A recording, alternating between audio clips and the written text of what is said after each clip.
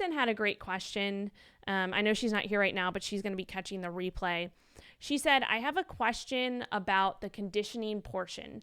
And she's talking about the conditioning portion of this phase and in general. She said, I'm averaging walking 6 miles plus a day 3 times a week.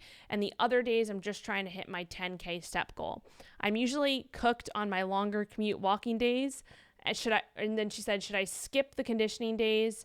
I'm in week 9 of my deficit and definitely starting to feel the fatigue in the gym. Okay, so I did take a few notes here so that I made sure that I could make sure that I didn't miss anything. So Kristen's asking more so about cardio conditioning, right? And if she should incorporate the conditioning into her training right now. She is in a deficit. She's in week 9 of the deficit. And so I did record 2 weeks ago. I recorded a little bit of a more in-depth into cardio and conditioning and a little bit more into like the different reasoning behind incorporating lists, first hit, and all of that. But I do want to just kind of summarize that a little bit and also kind of speak to just cardio and conditioning in general. And like if you're ever wondering, okay, should I be incorporating this cardio or should I be incorporating this conditioning? And when I say cardio and conditioning, typically I refer to cardio. If you hear me say that, it's more so going to be like lists, like low intensity, steady state. And then with conditioning, it's more anything like moderate intensity to high intensity. I just kind of like to categorize them in those 2 categories. I just think of cardio more like lists or low intensity, and then conditioning is more anything like above lists. So the first, you want to ask yourself a few questions. So when it comes to asking yourself, like, should I incorporate this cardio into my regimen, cardio conditioning into my regimen, I like to ask myself 4 questions, or these are the 4 questions that you want to ask yourself. Well, the first question has these 4 questions in it, right? So like, what is the main goal for incorporating cardio and conditioning? Like, what is your main goal for doing this, right? And typically there's 4 different categories that we can talk about when it comes to incorporating cardio and conditioning, right? The first one is, are you incorporating it for just overall cardiovascular health, right? That's its own thing, right? Just overall cardiovascular health, increasing, any type of cardio can do that. Typically more of like the list to moderate intensity, you may have heard of like zone 2 training, is really great for just increasing overall cardiovascular health and output, and just like general health and like general health in general. So that's the first one. Is that the main goal, just to increase overall cardiovascular health? That might be a goal for everyone typically. And it might be maybe like an underlying goal, but maybe it's not the main goal for especially in this scenario. So the second question is, are you incorporating cardio to create a larger deficit, right? So that would be, okay, I'm incorporating this cardio because I'm in a fat loss phase maybe, and I want to create a greater deficit through energy out, right? So typically with a calorie deficit, the easiest way to create a calorie deficit is controlling calories in, right? Because that's the thing that you have most control over, is how many calories you're consuming, right? But you can also create that calorie deficit from your energy output as well. It's just a little bit harder to kind of track and assess because you can't, have an exact of how much you're burning like with your activity and things like that. Especially with cardio, you can adapt to it, as I've talked about before. So, the amount of cardio you're doing right now, you will probably, the amount of like quote unquote calories you're burning right now doing that cardio, maybe in 3 weeks from now, you might be burning a little bit less just because your body's adapted a little bit. So that's why we want to make sure that we're incorporating cardio strategically. So that's kind of number 2, is that like, are you using cardio to create a larger deficit?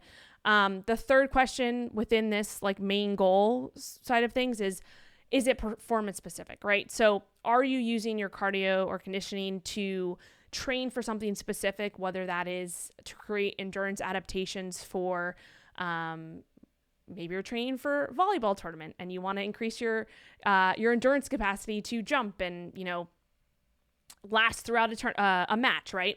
Or have better conditioning through that match. Or maybe you're training for a marathon or a triathlon or whatever it is, some more endurance capacity. Or is it to recover quicker between sets, like with your resistance training? So a lot of people don't think about that, but having a greater cardiovascular capacity, having a greater ability to kind of have better work output and recover between sets and even after training sessions, when we're talking about a lifting side of things, having a better conditioned cardiovascular system will definitely help with that. So is it performance specific? Like, are you trying to incorporate your cardio and conditioning to increase your ability to recover faster during your sets? Or, if you're doing a set of squats and you're like gassed at, rep 6 and you're like, oh man, like I could have pushed harder, but like my cardiovascular system is the thing that's limiting me, right? Maybe people say I'm like out of shape. I can't do a set of, 8 squats without feeling like my heart's about to bust out of my chest, right? So if you could increase your cardiovascular system a little bit in terms of increasing the adaptations with that, you might be able to, and you will be able to get through that set of squats a little bit more efficiently, a little bit easier, because you've ramped up that cardiovascular system a little bit more, and you've been able to adapt to that. So that's like kind of the performance specific side of things. And then the fourth would be just enjoyment. Do you like doing cardio and conditioning for enjoyment? Do you like going out on jogs or runs? And is it that more of like a mental outlet for you, which is totally a thing? So kind of thinking through those 4 things with Kristen. She's asking more so from the second thing, which was to create a larger calorie deficit, right? Or sorry, a larger deficit in general. And so this, like the question that I would ask after that is, first of all, are you happy with your rate of loss, right? So she said she's in week 9. So I would ask, right, if she's thinking about, should I incorporate this conditioning? Should I not? I'm already doing these other things. So I would say, okay, are you happy with your rate of loss right now? Are things going well with the diet? Do you feel like your things are continuing to move along, or have you maybe hit a plateau in the last week or 2, and things have maybe slowed down? So that's kind of the question that I would ask from that standpoint.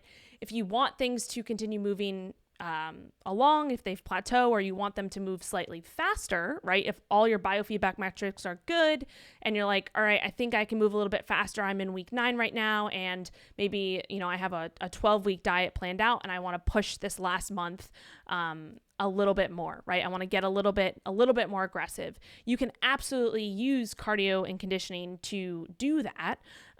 But you could also reduce your calories a little bit more if that is something that's more adherent for you, right? Are you going to be able to adhere more to incorporating more cardio and conditioning into your regimen? Or are you going to be able to adhere more by maybe reducing your calories a little bit, right? Because they're both part of that energy equation. So those are some questions to ask yourself. And there's really no, the thing is everybody's different, right? So with Kristen, she mentioned that she is doing 6-mile walks 3 times a week. And then she's also hitting her 10K step goal. So what I would do is I would first ask myself those questions, like, would I be able to adhere to incorporating more cardio? And can I do that? Do I want to do that? Or would I be able to adhere to just maybe reducing calories a little bit more?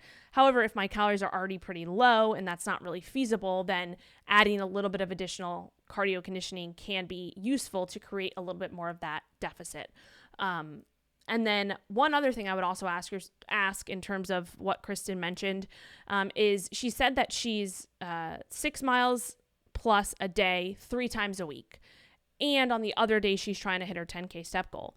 So what I would also kind of make sure that is clear there is, are you compensating on your steps during the days that you're walking those 6 miles, right? So are you counting those 3 times a week, 6-mile walks into your steps, or are they in addition to them?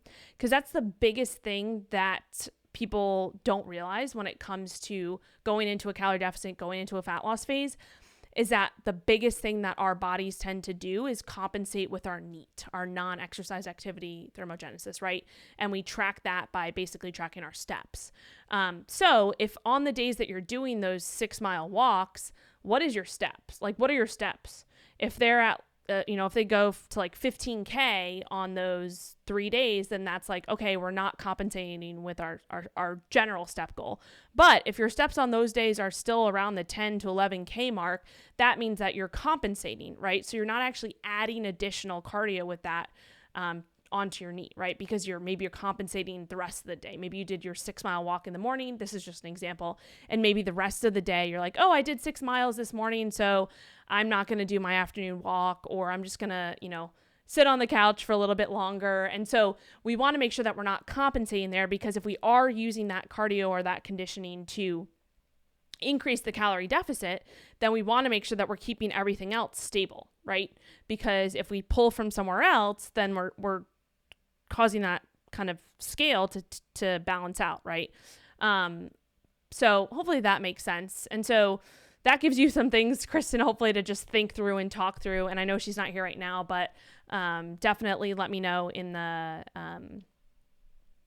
group, any questions that you have past that. But again, it all comes back to like, what's the primary goal, right? Because if you don't know why you're incorporating something, like if you don't have a why behind it, then you're just like, oh, I'm just going to throw this on and all this stuff. And it's like, okay, now we have all these different variables, but like, what is the goal of doing this, right?